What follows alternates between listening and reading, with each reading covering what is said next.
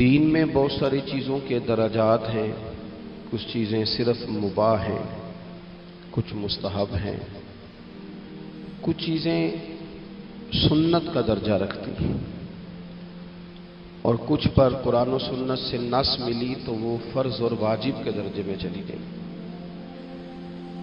اور کچھ چیزیں زیادہ اہمیت کی حامل تھیں تو ہمارے علماء نے تقسیم کرتے کرتے کہا کہ یہ ضروریات دین کا حصہ ہے۔ اگر اس مسئلے کو سمجھا نہیں جائے گا تو دین کی جو اساس اور بنیاد ہے وہی سمجھ میں نہیں آئے گی۔ کچھ چیزیں بڑے غور سے اور بڑے فہم سے اور بڑی بصیرت کے ساتھ اپنے دل میں بٹھانے والی ہوتی ہیں، ان کو کبھی بھی کسی رسمی تقریر کا یا رسمی جملے کا انداز نہیں سمجھنا چاہیے، انہیں یاد رکھ لینا چاہیے۔ کم و بیش ہر عالم، ہر محدث نبی کریم علیہ الصلوۃ والسلام کے فضائل بیان کرنے والے ہر شارع نے، ہر سیرت نگار نے، حضور کے فضائل لکھنے والے ہر امت کے مصنف نے اس کو نقل کیا۔ اسے اچھی طرح سے ہمیں اپنے ذہن میں بٹھانا چاہیے۔ وہ چیز کیا ہے؟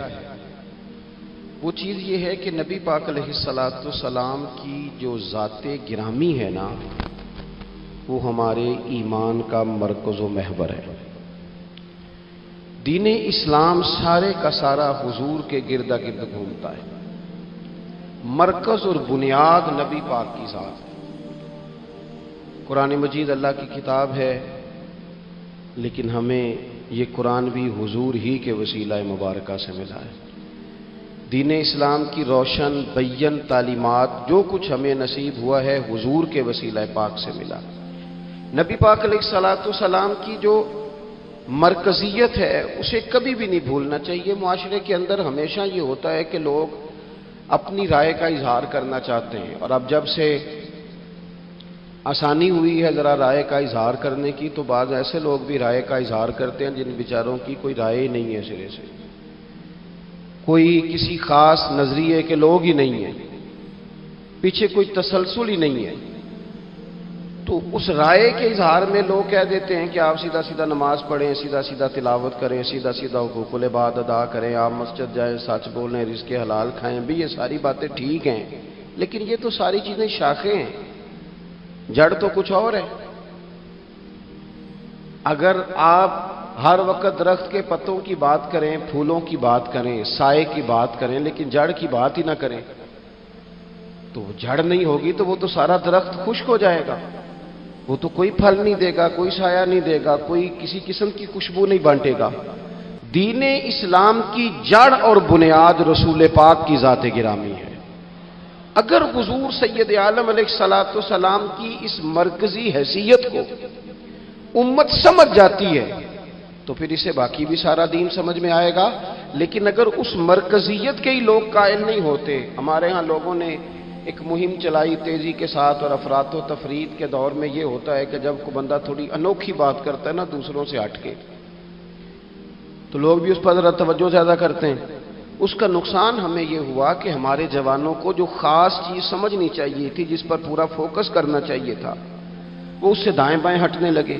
حضور علیہ السلام کی ذات گرامی ایمان کا مرکز و محور ہے۔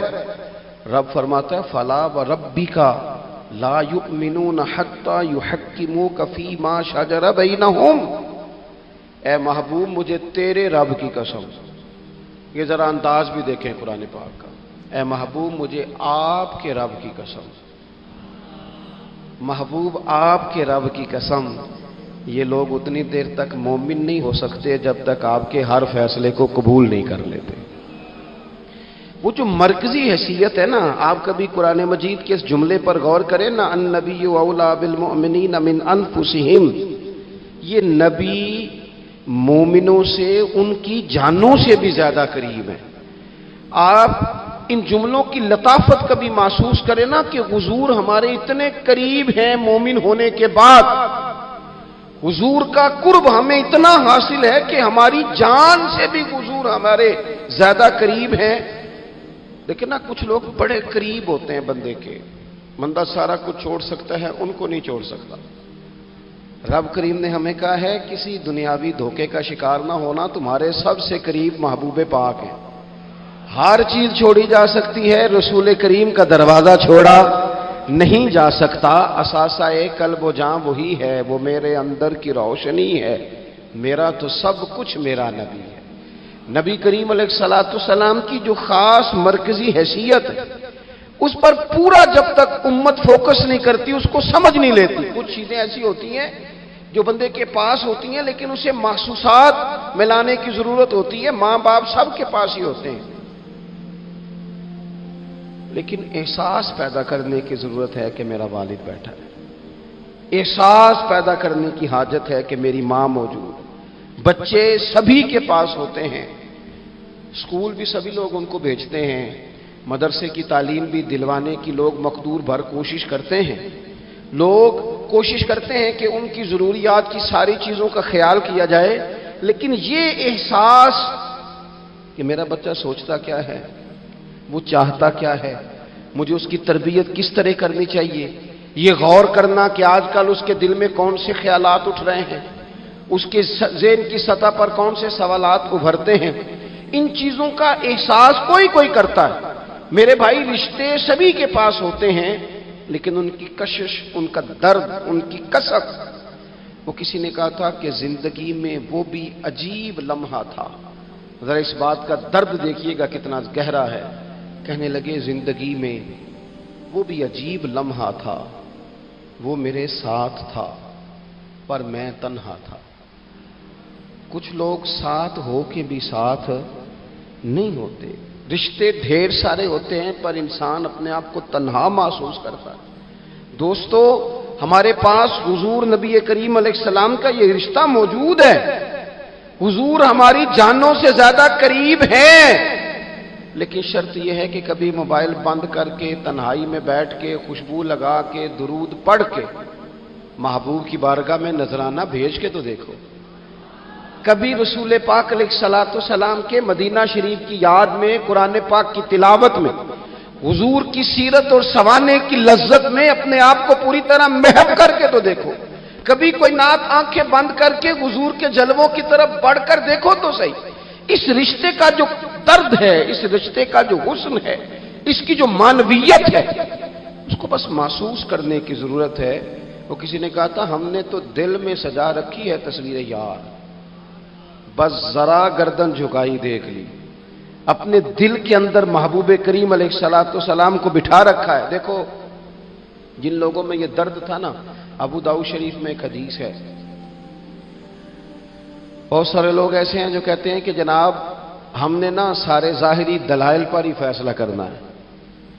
کچھ فیصلے ضمیر کی آواز پر بھی ہوتے ہیں، کچھ فیصلے دل کی گواہیوں پر بھی ہوتے ہیں، کچھ فیصلے ایسے ہوتے ہیں جو کرنے پر روح بھی مجبور کرتی ہے، کچھ جگہیں ایسی ہوتی ہیں جہاں جسم نہیں جاتا پر عشق بندے کو گھسیٹ کر وہاں لے جاتا ہے۔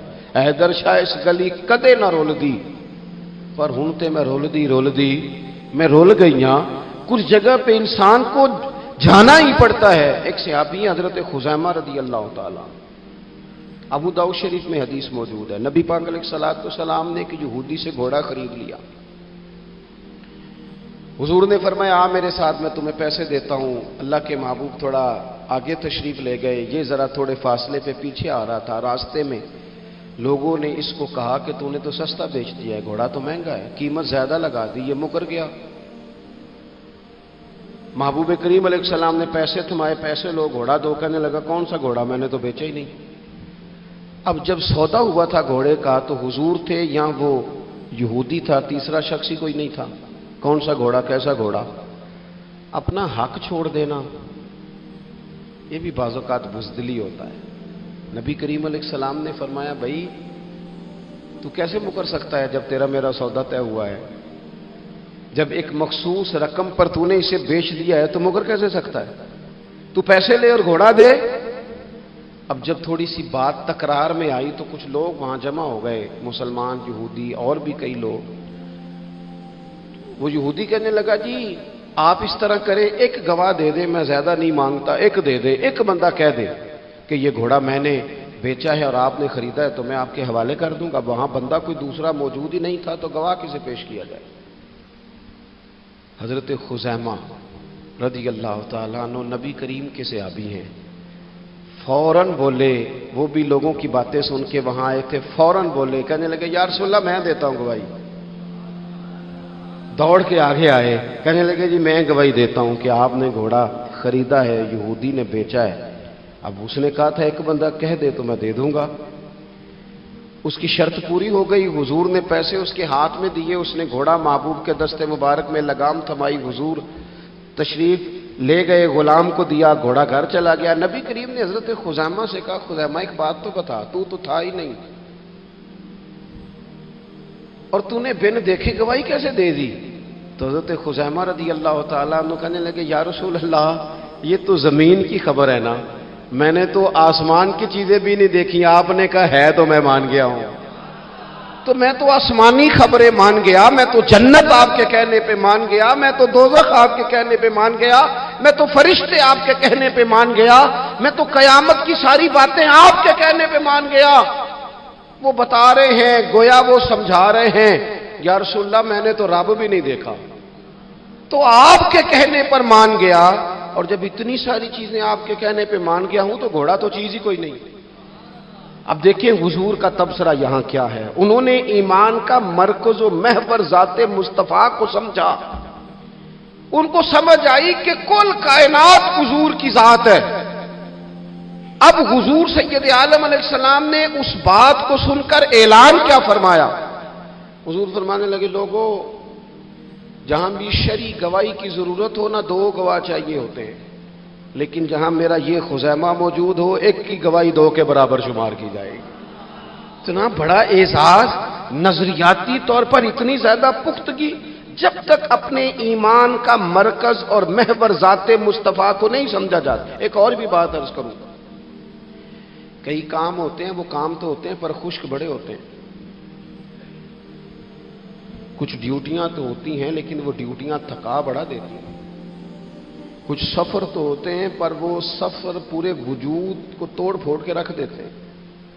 لیکن کچھ کام ایسے ہوتے ہیں جو بندہ بڑے ذوق سے کرتا ہے. کچھ ڈیوٹیاں ایسی ہوتی ہیں کہ بندہ کہتا ہے کبھی 2 گھنٹے اور کرنی پڑ جائے نا. کچھ سفر ایسے ہوتے ہیں کہ جس میں بندے کا دل کرتا ہے یا اللہ یہ سفر کبھی روز ملے نا. چلے نہیں سمجھ آتی تو ایک سادی سی کسی شاعر نے بات کی ہے. اس نے کہا ہے کہ دنیا دیا سفراں تو بندہ تھک بھی تو جاندا ہے نا، پر سفر مدینے دا ہر وار ہی بڑا سونا. کچھ سفر تھکاتے نہیں نا، اکتاہٹ نہیں ہوتی. کچھ چیزیں انسان ذوق سے کرتا ہے. اس کی طبیعت اگر نبی پاک علیہ السلام کی ذات کے ساتھ دل کی قلبی وابستگی ہو جائے، دین کا کام تھکاوٹ پیدا نہیں کرتا. مسجد کی حاضری بوجھ نہیں بنتی. انسان کے لیے کوئی بھی خیر کا کام کرنا مشکل نہیں ہوتا. اس کا وجود ڈھل سا جاتا ہے. اس کی طبیعت اس طرح کی ہو جاتی ہے کہ جیسے سارے نور سے ہو کر آ گئے. شرط یہ ہے کہ کامل محبت ہو. آج کل ڈھیروں لوگوں کو دعویٰ ہے حضور کی محبت کا، ڈھیروں لوگوں کو، اور بالکل ٹھیک ہے ہونا بھی چاہیے. لیکن اپنے آپ سے پوچھ لینا چاہیے اچھی طرح سے. ہمیں اچھی طرح سے غور کر لینا چاہیے کہ شہرت زیادہ پیاری ہے کہ حضور. یہ ہمیں غور کرنا چاہیے. ہمیں غور کر لینا چاہیے کہ دولت زیادہ پیاری ہے کہ نبی پاک علیہ الصلوۃ والسلام کی ذات. ہمیں غور کرنا چاہیے کہ برادری اور قبیلے کی رسمیں زیادہ پیاری ہیں یا حضور کے دین کی بات زیادہ پیاری ہے. ہمیں پہلے غور کر اپنی ترجیحات کا تعین کرنا چاہیے، اور پھر ہمیں اپنے دل سے یہ بھی پوچھنا چاہیے کہ تیرا فلاں دوست سے ملنے کو تو بار بار دل کرتا ہے، اہل خانہ کو، گھر والوں کو ملنے کو تو تیرا بار بار جی چاہتا ہے، کیا تیرے دل میں کبھی بیٹھے بیٹھے تڑپ اٹھتی ہے؟ بیٹھے بیٹھے. اور کبھی تیری آنکھیں باہر آتی ہیں کہ رب کوئی موقع بنا دے اور میں جا کے حضور کا شہر مبارک بھی دیکھا ہوں. اچانک دل کرتا ہے نا کسی شخص سے بات کرنے کو، تو کیا بالکل بیٹھے بیٹھے کبھی اچانک نعت سننے کو بھی دل کرتا ہے کہ نہیں؟ کبھی اچانک حضور کی سیرت کی طرف بھی توجہ بیٹھے بیٹھے چلی جاتی ہے کہ نہیں؟ دیکھیں کوئی بندہ بھی انکار نہیں کرے گا جب کسی سے کہا جائے گا کہ مجھے حضور علیہ السلام سے بڑی محبت ہے. لیکن آپ کو کس سے محبت ہے، آپ کس سے پیار کرتے ہیں، یہ صرف آپ کو ہی پتا ہوتا ہے. میں کس سے محبت کرتا ہوں، میرے دل میں کس بندے کے لیے کتنی گنجائش ہے، یہ سامنے والا نہیں ماپ سکتا، یہ ضرور میں ہی ماپ سکتا ہوں، جو کہ دل جو میرا ہے۔ یہ باطنی کیفیات میری ہیں۔ ہم روز نعرے لگائیں، روز زور شور سے نعرے لگائیں، لوگ سن کے کہیں کہ بڑا پیار کرتا ہے یہ حضور سے، لیکن یہ ہمیں پتا ہے ہماری قلبی واردات کیا ہے، ہمیں خبر ہے۔ دیکھیں نا، صحابہ سچے لوگ تھے۔ حضرت عمر رضی اللہ تعالیٰ عنہ حضور کی بارگاہ میں حاضر ہیں تو عرض کی، یا رسول اللہ صلی اللہ تعالیٰ علیہ وسلم، مجھے آپ ہر چیز سے زیادہ پیارے ہیں، لیکن حضور مجھے لگتا ہے مجھے اپنی جان آپ سے زیادہ پیاری ہے۔ سچ بولنا ہے نا، نیرا دعویٰ نہیں کرنا، بات کو کھول کر بیان کر کے واضح کر کے بیان کرنا۔ یا رسول اللہ صلی اللہ تعالیٰ علیہ وسلم، مجھے محسوس ہوتا ہے مجھے اپنی جان آپ سے زیادہ پیاری ہے۔ تو حضور نے ان کے دل پر ہاتھ رکھ کے فرمایا، عمر ابھی ایمان نہیں مکمل ہوا۔ تو حضور کے دست پاک کا فیض آیا کہ حضرت عمر اسی وقت بول پڑے، عرض کرنے لگے، حضور آپ حکم کریں، میں جان بھی قربان کرنے کو تیار ہوں۔ اپنے آپ سے بات کریں، اپنے اوپر تھوڑی توجہ دیں، دوسروں کو تبلیغ کرتے، دوسروں کو واعظ کرتے، دوسروں کو نصیحت کرتے، دوسروں کو سمجھاتے تو بڑا وقت گزر گیا۔ اب تھوڑا سا نا اعلیٰ حضرت رحمۃ اللہ علیہ سے لوگوں نے کہا آپ واعظ کہیں، تو فرمانے لگے ابھی تو میں اپنے نفس کو نہیں واعظ کہہ سکا، اپنے آپ سے میں ابھی گفتگو نہیں کر سکا، تقریر نہیں کر سکا، تو لوگوں کو کیا واعظ کروں گا۔ ہم تھوڑا سا نا اپنے اوپر توجہ دیں۔ حضور کی محبت کا جو ذوق صحابہ کے ہاں ہے، آج بڑے سارے لوگ نہیں ہیں جو بچ بچ کے بات کرتے ہیں، بچ بچ کے۔ میں تو اپنے زمانے میں دیکھتا ہوں کہ سیاسی لیڈروں کے نعرے لگاتے وقت لوگوں کو کوئی کسی قسم کی آر محسوس نہیں ہوتی۔ وہ گاڑی جو کبھی کسی غریب کے ہاسپٹل جانے کے کام نہیں آئی، سیاسی لیڈر کا جلسہ ہو تو وہ بھی گاڑی اندر سے نکل آتی ہے، اور اس پر 10 بندے چڑھ جائیں تو ٹوٹنے کا بھی کوئی خطرہ محسوس نہیں ہوتا۔ لیکن وہ لوگ جو اتنا تگڑا کر کے اپنے لیڈر کا نعرہ لگا رہے تھے، انہیں چاہیے تو نا کہ اس سے کئی 100 گنا بڑھ کے ان کی زبانوں پہ حضور کے تذکرے جاری ہوتے، اور ان کی زبانیں پوری طرح تر ہوتی درود و سلام سے۔ لیکن آپ دیکھ لیں ہم اپنی اپنی فیلڈ میں، اپنے اپنے معاملات میں کتنے زیادہ مضبوط ہیں اور کتنے زیادہ آگے ہیں، لیکن ذات رسالت معاب کے معاملے میں ہمیں وہ جوش، وہ محبت جس کا ہم اظہار کرتے ہیں، ہمیں اسے کیفیات میں لانا چاہیے۔ اور کچھ لوگ ایسے بھی ہیں جو اس معاملے میں بھی بڑے سنجیدہ ہو کے رہنا پسند کرتے ہیں۔ وہ کہتے ہیں نہیں جی نہیں، اب میں جلوس میں جاؤں، اور میں حیران ہوتا ہوں جو قوم روز کوئی نہ کوئی جلوس نکالتی ہے، وہ نبی پاک کا جلوس آتا ہے تو وہ شرعی دلائل پوچھنے شروع کر دیتی ہے کہ بھئی اس پر کوئی دلیل ہے؟ تو میں نے کہا یہ جو روز نکلتے ہیں ان پر دلیلیں ہیں؟ کبھی کسی نے سوال نہیں کیا، کبھی کسی شخص نے کوئی بات نہیں کی، اور یہاں لوگ دلائل کی دنیا میں اتر آتے ہیں۔ وارفتگی، شوق، حضور کی جو مرکزی حیثیت ہے دین میں، نبی پاک کے ساتھ قلبی رشتہ، مضبوط وارفتگی۔ عروہ بن مسعود ثقفی کفر کی طرف سے نا سفیر بن کے آئے تھے حدیبیہ میں۔ تو جب کوئی بندہ کسی کا سفیر بن کے آتا ہے تو وہ اس کی پوری ترجمانی بھی کرتا ہے، پورے نمائندے بن کے آئے تھے۔ یہاں کچھ وقت انہوں نے حضور کے صحابہ کے ساتھ گزارا اور واپس گئے، تو جا کے کہنے لگے لوگوں میں سفیر آدمی ہوں، میں نے کافی ساری دنیا دیکھی ہے۔ سفیر جو ہوتے ہیں نا مختلف ممالک میں تعینات، وہ مختلف تہذیبوں کو دیکھتے ہیں، مختلف حکومتوں کو دیکھتے ہیں، مختلف نظریات کا مطالعہ کرتے ہیں۔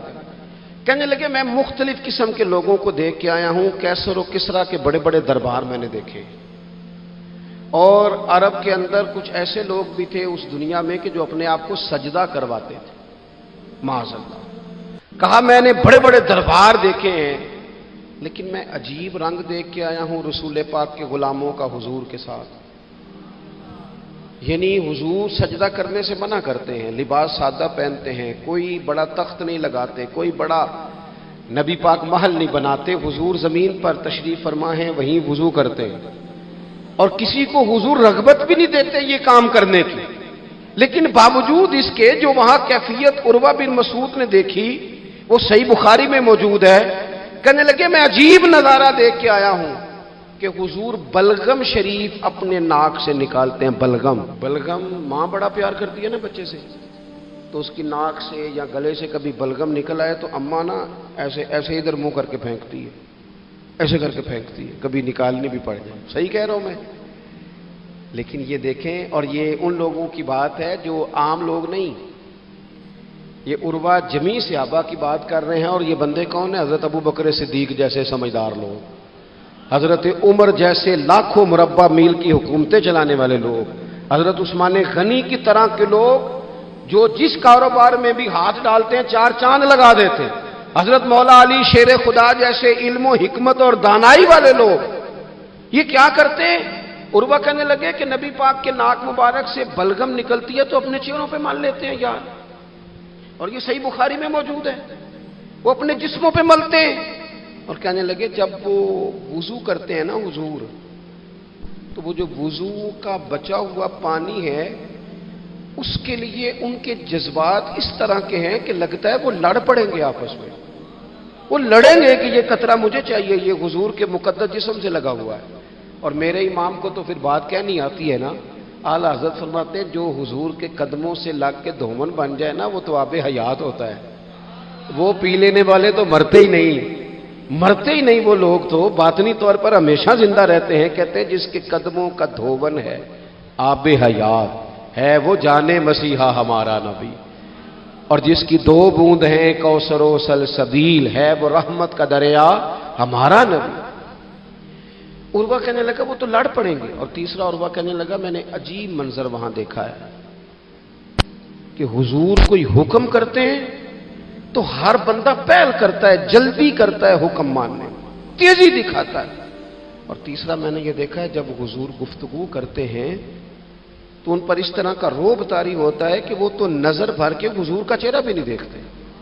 کہنے لگا یہ کیفیات میں ان لوگوں کی دیکھ کے آیا ہوں جو اپنے حبیب سے اتنی محبت کرتے ہیں، وہ کبھی بھی حضور کے دین کا جھنڈا نیچے نہیں آنے دیں گے، وہ کبھی بھی کسی کفر کی نفاق کی سازش کو آگے نہیں بڑھنے دیں گے۔ تو کافر تو کل بھی اس بات کا اظہار کر رہا تھا کہ ہمیں جو ڈر لگتا ہے مسلمانوں سے وہ اس بات سے لگتا ہے یہ اپنے نبی کے ساتھ بڑے جڑے ہوئے، ان کا رشتہ حضور کے ساتھ بڑا مضبوط، اور امت سوال جواب کر رہی ہے، امت ترازو لے کے بیٹھی ہے کہ اتنا علم تھا معاذ اللہ اور اتنا نہیں تھا، یہ کر سکتے تھے اور یہ نہیں کر سکتے، ان کو یہ کہنا چاہیے اور یہ نہیں کہنا چاہیے۔ بھئی یہ تو ہمارے بزرگ پرانا فیصلہ کر گئے، وہ کہتے ہیں بعد از خدا بزرگ توئی قصہ مختصر، اور حضور رب کے بعد سب سے بڑے ہیں، یہی مختصر قصہ ہے۔ تو حضور سید عالم کے ساتھ جو قلبی وابستگی ہے، نبی کریم علیہ السلام نا مدینہ شریف میں جب ہجرت کر کے تشریف لے گئے تھے تو حضرت ابو ایوب انصاری رضی اللہ تعالیٰ عنہ کے گھر میں حضور نے قیام فرمایا تھا۔ ہمارے پاس بہت ساری چیزیں ایسی ہوتی ہیں جن کی طلب بڑی ہوتی ہے، لیکن جب وہ حاصل ہو جاتی ہیں پھر ان کی طلب نہیں رہتی۔ ایک چیز آپ کے پاس ہمیشہ رہنے لگ جاتی ہے پھر اس کے ادب آداب زیادہ نہیں رہتے، یہ ایک مزاج ہے۔ عام آدمی، چلے میں اپنی بات بتاتا ہوں آپ کو، عام آدمی جو ہوتا ہے نا وہ قرآن شریف کے غلاف کو بھی چومتا ہے، پھر قرآن پاک کو بھی چومتا ہے، پھر وہ بڑے احترام سے کھول کے رکھتا ہے، لیکن ہمارے مدارس میں جو حافظ ہوتے ہیں وہ نہیں زیادہ چومتے، ان کے پاس رہتا ہے نا ہر وقت، وہ لا کے رکھتے، ادب کرتے ہیں، کوئی بے ادبی نہیں کرتے، اللہ معاف کرے، لیکن جس طرح سے عام آدمی اس کو بار بار چومتا ہے یا ذوق کا اظہار کرتا ہے، دیکھیں حافظ بیچ بیچ میں سے ناراض ہونے لگ گیا مجھ سے، آپ ناراض نہ ہوں لیکن چلو بات کر تو لینے دو نا، جو ٹھیک ہے وہ کر تو لینے دو۔ یہ ہوتا ہے بعض اوقات جو چیز بالکل قریب آ جاتی ہے نا، یعنی ایک چیز آپ کا مقصود ہے اور اگر وہ مقصود مل گیا تو وہ جو درویش نے کہا تھا نا کہ یہی بہتر ہے کہ پردوں میں وہ پردہ پوش رہے، اس کی بھی بڑی حکمتیں ہوتی ہیں، اس لیے کہ جو تڑپ، ملنے کی تڑپ کی جو لذت ہے وہ کئی دفعہ وصال کی لذت نہیں ہوتی، تو یہی بہتر ہے کہ پردوں میں وہ پردہ پوش رہے، اور وہ اگر پردے ہٹا دے تو پھر کسے ہوش رہے۔ جب آپ کو وہ چیز میسر آ جاتی ہے تو پھر اس کی قدر، اسی لیے حضرت عمر فاروق رضی اللہ تعالیٰ عنہ کا یہ طریقہ تھا کہ جب لوگ حج کر لیتے تھے نا تو فرماتے تھے حج ہو گیا اب اپنے اپنے گھر جاؤ، زیادہ دیر نہ رہو حرم شریف میں، زیادہ دیر رہو گے تو قدر نہیں کرو، اب جاؤ۔ بڑی دلچسپ ہوتی ہیں بے ترتیب ملاقاتیں. کبھی کبھی ملنے میں ذوق زیادہ ہوتا ہے، لطف زیادہ ہوتا ہے، طمانینت زیادہ ہوتی ہے. حضرت ابو ایوب انصاری کہتے ہیں مجھے مقصود مل گیا، کرم ہو گیا، میں منتظر تھی، میری روح میری نظر کے حضور میرے گھر تشریف لائیں، حضور آ گئے، کرم ہو گیا، رحمت ہو گئی. اب ایسا نہیں ہے کہ ان لوگوں کو مقصود مل گیا ہے تو بس بات ختم ہو گئی. اب وہ سمجھ گئے کہ میرے تو گھر آ گئے تو میرے لیے تو ساری بات ہی کھل گئی ہے. ان کی ادبی معرفت کا یہ عالم تھا اور نبی پاک کے ساتھ ان کی وابستگی کا یہ حال تھا کہ کہتے ہیں میں نے نا، میرے گھر کی 2 منزلیں تھیں، میں نے نچلی والی منزل حضور کے لیے چھوڑ دی تاکہ نبی کریم صلی اللہ تعالی علیہ وسلم کی زیارت کے لیے لوگوں نے آنے جانا ہے تو لوگوں کے لیے آسانی رہے. فرماتے ہیں نیچے حضور آرام فرما ہیں اور میں اوپر والی منزل پہ تھا، جا کے چارپائی پہ لیٹ گیا. یہ مسلم شریف میں آپ کو ملے گا، اس کی اصل ملے گی آپ کو. فرماتے ہیں میں آرام سے جا کے چھت پہ لیٹ گیا. رات کا تھوڑا سا پہر گزرا تو میرے دل میں خیال آیا، ابو ایوب تو اوپر ہے اور حضور نیچے ہے، پائے نظر ہوش میں آ، یہ کوئے نبی ہے، آنکھوں سے بھی چلنا یہاں بے ادبی ہے. اور امام فرماتے ہیں حرم کی زمین اور قدم رکھ کے چلنا، ارے سر کا موقع ہے او جانے والے. کہا حضور نیچے. فرماتے ہیں ساری رات میں ایک دیوار کے ساتھ پیچھے ہو کے بیٹھا رہا، ساری رات یہ سوچتا تھا کہیں میں وہاں نہ چل دوں جہاں حضور آرام فرما ہو، میرے قدم نہ آ جائے. میں تڑپتا رہا. مقصود پاس آ گیا ہے، وہ چیز حاصل ہو گئی ہے، لیکن اس کی تڑپ میں اضافہ ہوا ہے، احترام بڑا ہے. یعنی اب سوچ رہے ہیں کہ میں ان کا ادب کیسے کروں، ان سے محبت کیسے کروں، کس اعزاز سے انہیں بٹھاؤں. فرماتے ہیں کہ تڑپ کے میں صبح حاضر بارگاہ ہوا. میں نے کہا یا رسول اللہ کریم کرم ہو جائے، میری تو بساط ہی نہیں، میں چھت پہ کیسے گزارا کروں گا. تو حضور فرمانے لگے میرے پاس تو لوگوں نے آنے جانا ہے، میں تو نیچے ذرا آسانی محسوس کرتا ہوں، یہی ٹھیک. یا رسول اللہ آپ کی بات ٹھیک ہے، پر کریم اگر کرم ہو جائے نا تو مہربانی ہوگی. اللہ کے رسول نے جب نظر مبارک اٹھا کے حضرت ابو ایوب انصاری کا چہرہ دیکھا نا، خیال آیا مسلمان نیک و بد پہچان جاتے ہیں اور محمد تو آدمی کے دل کی باتیں جان جاتے ہیں صلی اللہ تعالی علیہ وسلم. حضور نے جب نظر فرمائی اور ان کی آنکھوں میں چمکتے ہوئے آنسو دیکھے تو حضور فرمانے لگے میں سمجھ گیا ہوں تو نہ اوپر رہ پائے گا نہ سو پائے گا، تو بچے لے کے نیچے آ جا، میں ہی اوپر چلا جاتا ہوں. صحابہ کی وہ جو خاص قلبی کیفیات ہیں رسول پاک کے ساتھ. میرے سنگیوں دیکھو، میلاد شریف کا جو جھنڈا ہے وہ بھی میلاد شریف کا ہی ہے، وہ میلاد کا جھنڈا. ایسا نہ ہو کہ میلاد کا جھنڈا کسی گلی میں پڑا ہوا نظر آئے، میلاد پہ چھپنے والا اشتہار پوسٹر کسی جگہ گرا ہوا نظر آئے. یہ جو لنگر شریف ہے نا، تبرک کے چاول، یہ حضور کے میلاد سے وابستہ ہے، یہ گلیوں میں بکھرے ہوئے نظر نہ آئے. اس طرح کی کیفیات نہ ہو کہ محسوس ہو کہ جناب یہ تو احترام والے لوگ ہیں، یہ لوگ تو حضور کی محبت کی بات کرتے ہیں. محبوب کی نسبتوں کا احترام بھی محبت ہی کا ایک پہلو ہوتا ہے، خاص وارفتگی نبی پاک کی ذات کے ساتھ خاص. اور پھر ان لوگوں نے نا ان چیزوں کو بھی چھیڑا جن کی شریعت میں گنجائش تھی. شریعت کے 2 حکم ہیں، ایک عزیمت ہے، ایک رخصت ہے. ایک یہ ہے کہ اگر حالات بڑے سخت ہیں، بڑے گڑبڑ ہیں تو آپ تھوڑی دیر کے لیے سائڈ پہ ہو جائیں، رخصت ہے، اجازت ہے. اور ایک یہ ہے کہ آپ ڈٹ جائیں نا حالات کے سامنے، پھر اللہ مددگار ہے. ایک یہ ہے کہ گنجائش ہے، اور ایک یہ ہے کہ دل نہیں میرا مانتا، میں گنجائش کا کیا کروں، میری طبیعت نہیں مانتی. چلیں ایک بات اور کھول دیتے. ایک ہوتا ہے حکم، ایک ہوتی ہے رضا. ان دونوں میں فرق ہوتا ہے. وہ جی میں نے حضرت صاحب سے کہا جی مجھے اجازت ہے میں جاؤں، انہوں نے کہا جاؤ میں چھٹی لے کے آیا ہوں. بھائی آپ نے چھٹی مانگی تھی، حضرت نے دے دی، استاد جی نے دے دی، یہ تو حکم ہے، لیکن تمہیں بھانپنا چاہیے تھا نا ان کی مرضی کیا ہے، ان کی رضا کیا ہے. رضا تو اس طرح کی ہوتی ہے کہ مکتب عشق کا دستور نرالا دیکھا، اس کو چھٹی نہ ملی جس نے سبق یاد کیا۔ میرا ایک دیہاتی ماحول سے تعلق ہے۔ ہمارے سرکاری اسکولوں میں نا ایک مانیٹر بنا دیتے تھے، جو بچہ لائق ہوتا تھا نا وہ مانیٹر بن جاتا تھا، حالانکہ لائق ہوتا تھا، سیاںا ہوتا تھا، لیکن مانیٹر بن کے نا اس کی ذمہ داری بڑھ جاتی تھی، پھر اس کو کنجیاں ہی مل جاتی تھی، اسی نے سب سے پہلے آنا ہے، اس نے سب سے بعد میں جانا ہے، ہر چیز اس کے سپرد۔ پیار جو زیادہ کریں ان کی ذمہ داریاں بھی زیادہ ہوتی ہیں۔ یہ کیا بات ہوئی کہ میری محبت زیادہ ہے تو میں مسجد میں غیر حاضر ہوں، میں حضور کا میلاد شریف زیادہ مناتا ہوں تو میں نے سنت شریعت کو اپنایا ہی نہیں۔ محبت مجھے حضور سے زیادہ ہے، لیکن حضور نے جو حقوق العباد ادا کرنے کا سبق پڑھایا ہے اس پر میری توجہ ہی نہیں۔ بھئی اگر آپ کا پیار زیادہ ہے تو پھر آپ کی ذمہ داری بھی زیادہ ہے، پھر آپ کو زیادہ حساس ہونا چاہیے۔ نبی کریم صلی اللہ تعالی علیہ وسلم نے ایک قانون دیا ہے کہ لا یکلف اللہ نفسا الا وسعہا۔ رب فرماتا ہے جو بوجھ کوئی اٹھا نہ سکے ہم اس پر وہ بوجھ نہیں ڈالتے۔ اللہ کے راستے میں آپ نے خرچ کرنا ہے تو اگر آپ کی جیب اجازت دیتی ہے تو خرچ کرے، نہیں دیتی تو نہ کرے۔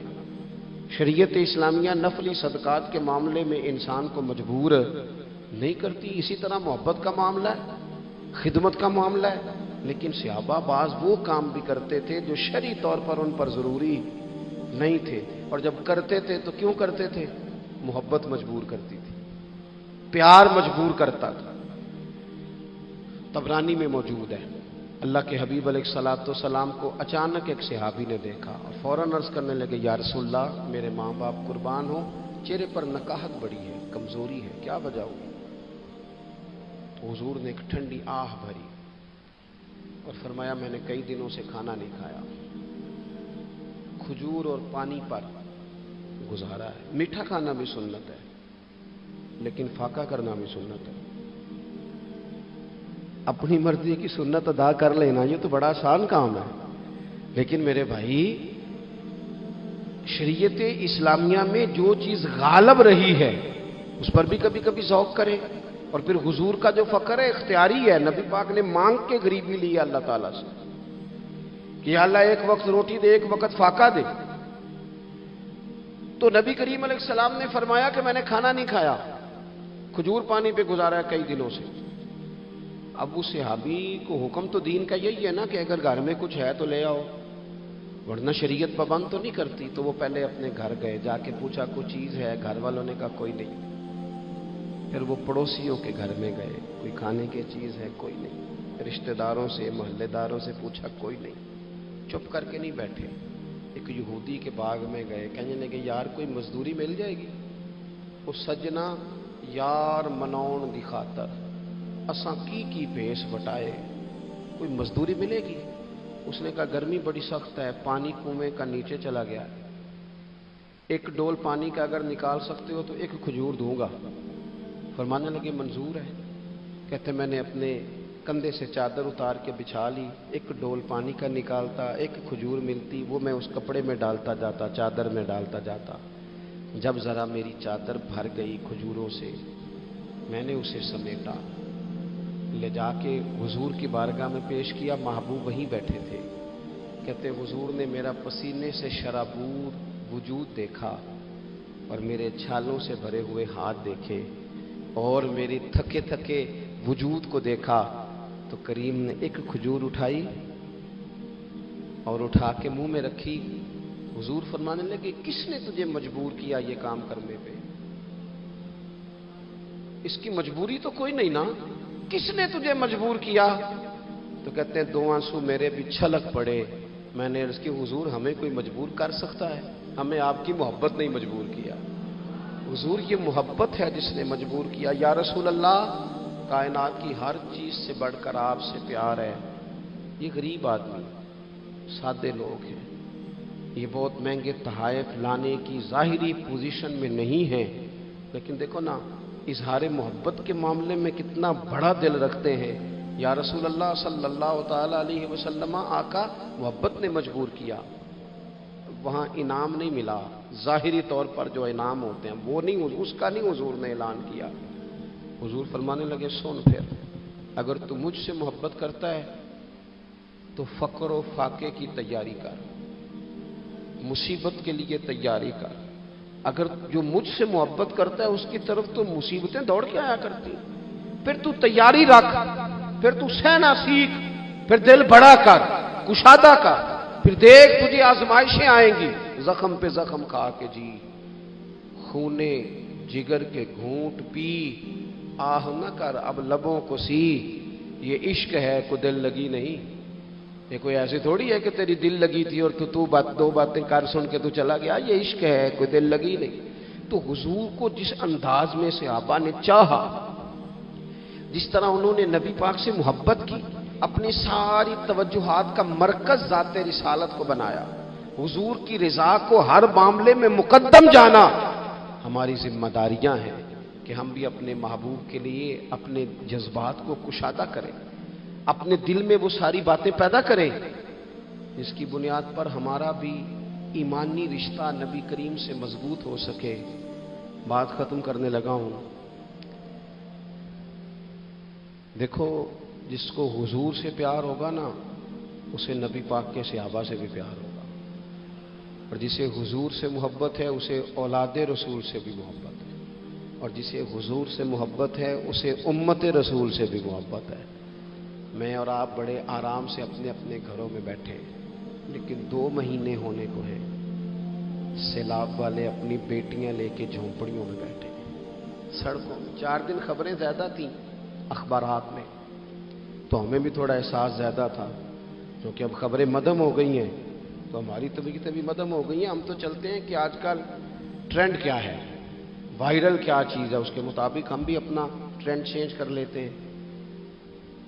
میں مسافر ہوں, بڑے سفر کرتا ہوں روز, تو بہت سارے لوگ محبت سے کہتے ہیں آج ہمارے ہاں رہ جائیں, تو میں ان سے کہتا ہوں یار جو نیند اپنے بیڈ پہ آتی ہے وہ کسی اور جگہ نہیں آتی. گھر ہی جانے دو, گھر ہی بندہ آرام سے سکون سے سو سکتا ہے.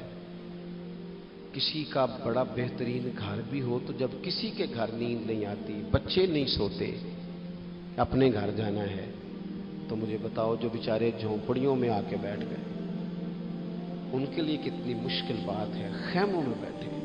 لیکن کیا کریں, اس وقت جتنی سیاسی جماعتیں ہیں نا ملک میں, سب حکومت میں, کسی کی پنجاب میں حکومت ہے, کسی کی مرکز میں ہے, کسی کی کہیں ہے. چاہیے تھا نا یہ سارے وسائل استعمال کرتے اور ان لوگوں کی خدمت میں پہنچتے. ہمیں اپنے دل کشادہ کرنے چاہیے حضور کی امت کے لیے. میلاد شریف کی جہاں جہاں بھی محفل ہو نا, کوشش کریں غربا کو بٹھا کے اچھے طریقے سے روٹی کھلائی جائے, ان کا اکرام کیا جائے, اس لیے کہ یہ نبی پاک کی امت ہے, ان سے پیار کیا جائے. اور دیکھو, حضور سے پیار ہے تو امت سے پیار ہے, تو پھر ہمیں حضور کی شریعت سے بھی پیار ہونا چاہیے. ہمیں ہر جگہ مقدم کرنا چاہیے دین کو. اگر کل 10ویں 40ویں جنازے پہ ہم دین کی بات کرتے ہیں تو پھر ہمیں نکاح ولیمے اور عقیقے والے دن بھی دین کی بات ہی کرنی چاہیے. وہاں بھی ہمیں ترجیح دین ہی کو دینی چاہیے. یہ کیا بات ہوئی کہ جب غم آئے تو رخ اللہ رسول کی طرف ہو گیا, اور جب خوشیاں ملی تو پھر سارے شیطانی کام شروع کر دیے. یہ حضرت بابا فرید الدین مسعود گنج شکر کا وطن ہے. یہاں سے نا خوشبوئیں پھیلی ہیں پوری دنیا میں رسول اللہ کے دین کی. یہاں سے لوگوں نے فیض پایا ہے. اور سنگیو, یہاں آ کے وقت گزارنے والے محبوب الہی بن جایا کرتے ہیں.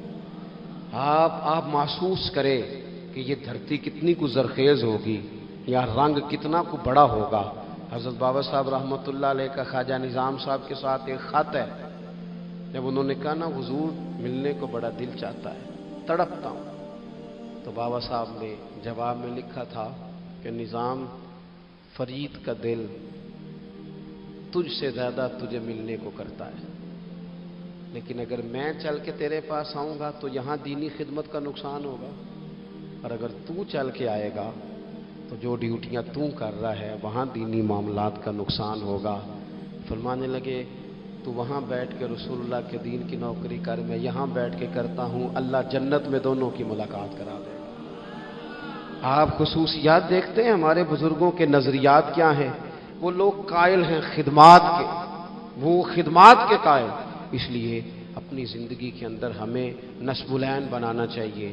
آج اس جگہ بیٹھ کر حضور کی محفل پاک سجا کر ہمیں اس بات کا تہیہ کرنا چاہیے کہ ہم حضور سے بھی پیار کرتے ہیں، حضور کی امت سے بھی پیار کرتے ہیں، صحابہ سے بھی پیار کرتے ہیں، اولاد رسول سے بھی پیار کرتے ہیں، نبی پاک پر آنے والی کتاب سے بھی پیار کرتے ہیں، اور رسول پاک علیہ السلام نے جس سے پیار کیا ہم ان سب سے بھی پیار کرتے ہیں، اور حضور نے جس محنت کے ساتھ دین کی تعلیمات ہم تک پہنچائی ہیں ہم ان تعلیمات کو بھی دل و جان سے چاہتے ہیں۔ اللہ تعالیٰ میری اور آپ کی حاضری قبول فرمائے۔ میری بات بن گئی ہے، تیری بات کرتے کرتے میری بات بن گئی ہے، تیری بات کرتے کرتے